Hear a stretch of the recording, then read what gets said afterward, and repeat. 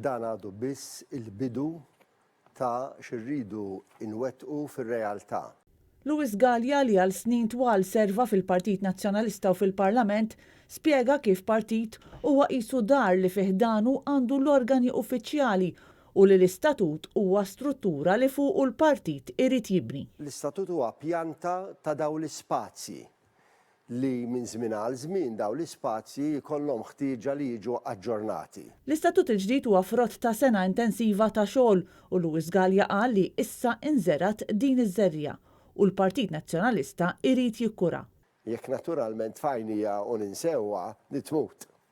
Imma jekk immedjatament fil-ġimgħat li ġejjin dak li qed ngħidu fl-istatut nibdew paragrafu naħdmu ħalli jibda jitwettaq mal-milja ta' żmien, jiena fiduċjuż ħafna li dak sajtina frott tajjeb lilna bħala partit sa nsiru iktar maquda, iktar organizzati, iktar effettivi bħala oppożizzjoni u se nippreparaw ruħna tajjeb biex il-poplu Malti jkun jista' iħares lejna u jara li huma l-elementi sbieħu pożittivi li bihom nistgħu nofru gvern alternattiv. Luis Gallia spjega li se titwaqqaf kummissjoni li tidentifika l-kandidati tal-partit għal ruoli differenti. Dil-kummissjoni trid tgħinek, trid tħeġġek, trid tara x'għandek bżonn, trid timbuttak, trid tagħtik l-opportunitajiet, trid tħarġek. Il-Partit Nazzjonalista se jwaqqaf ukoll kummissjoni oħra ta' dixxilpina fuq l-etika li sus fuq l-imġiba tal-uffiċjali tal-partit u li jkollha l-jett tieħu passi ta' dixxilpina.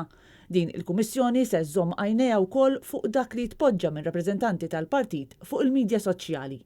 Kruċjali wkoll se tkun il-bidla fir-ruoli ta' dawk fit-tmexxija tal-partit.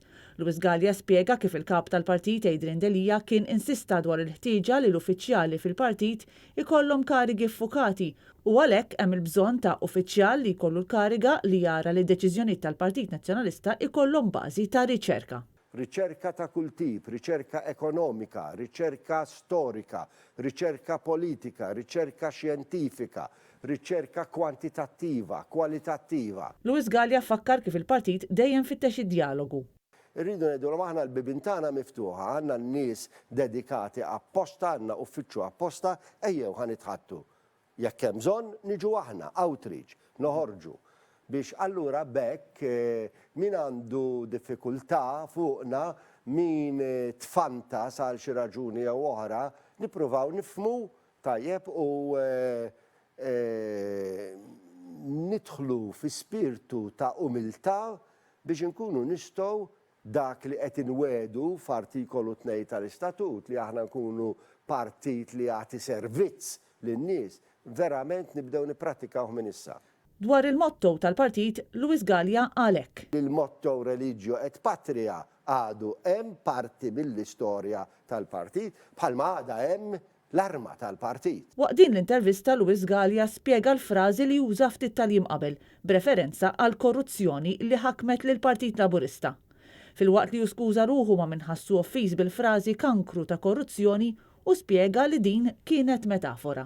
Kenna il-Papa illi f'waħda mill-laqat tiegħu fil-Vatikan f'Novembru tas-sena l-oħra kien qed jagħmel diskors u kien qed jgħid il-korruzzjoni hija l-kanċer tas-soċjetà. Nitlob skuża, nitlob maħfra.